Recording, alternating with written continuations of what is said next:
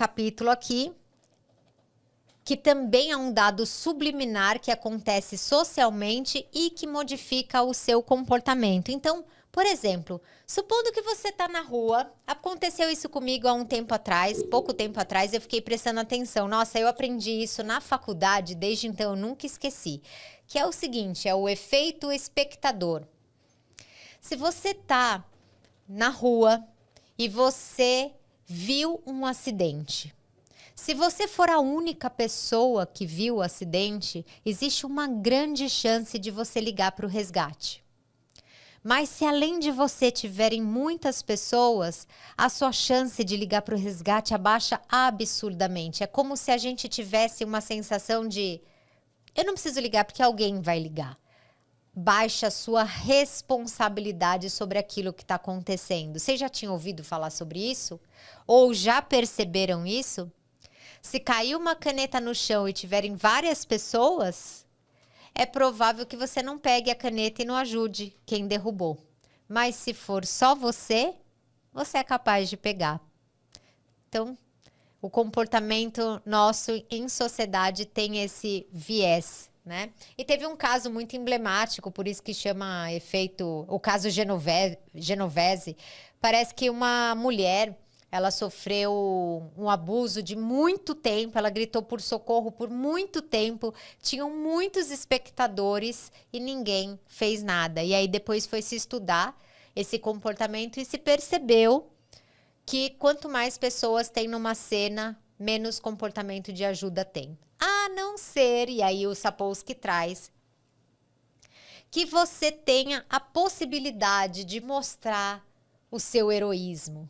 Então, tem gente que, ao ser observada e ter uma possibilidade de ser vista como herói ou heroína, tem mais uma tendência a fazer. Então, vocês já devem ter visto pessoas, homens que, de repente, viram uma criança pendurada no prédio, tinha um monte de espectador, mas ele sim subiu e foi lá e pegou. E lógico que tem várias explicações para isso, né? Não sou eu, vou reduzir essa pessoa a simplesmente querer atenção, não é isso.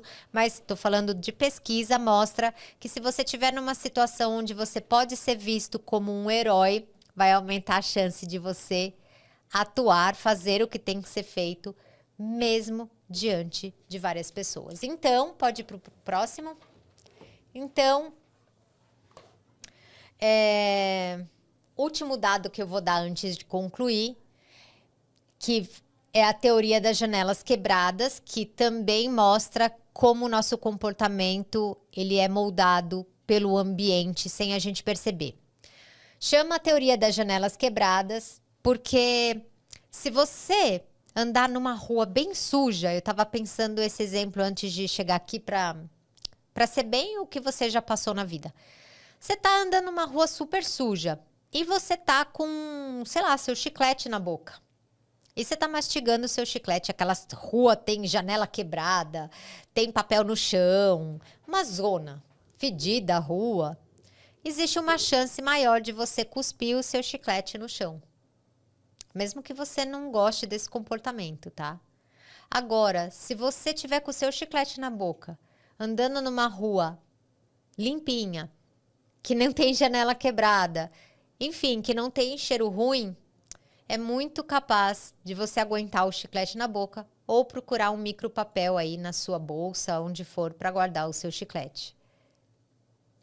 E acho que essa teoria é muito interessante para a gente pensar.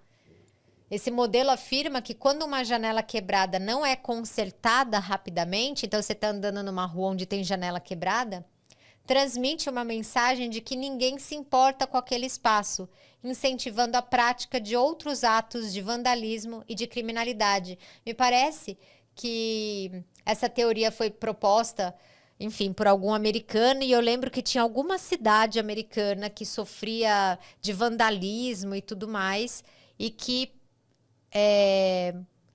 diminuiu o vandalismo somente arrumando, né, tirando as pichações da rua, consertando as janelas quebradas, fez com que a população diminuísse o vandalismo. Você vê que isso não precisou educar o público. não precisou educar o público para mudar o comportamento, precisou modificar o ambiente e dar uma mensagem subliminar de que aquele ambiente merecia respeito porque ele era cuidado.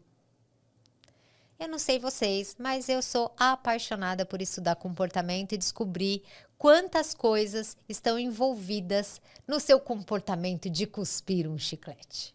Acho que é o último slide, pode passar. E a gente termina aqui com a conclusão, né, de que ele começa então falando do behaviorismo, que era um foco nos comportamentos observáveis, e isso é limitado na explicação de todos os nossos comportamentos, como ele trouxe inúmeros exemplos. A etologia, ele trouxe como uma observação do comportamento mais em ambiente natural e considera processos mentais e evolução. E a gente trouxe aqui, né, com o Sapolsky, a complexidade do comportamento humano que supera as limitações do behaviorismo. E chegamos na página 100,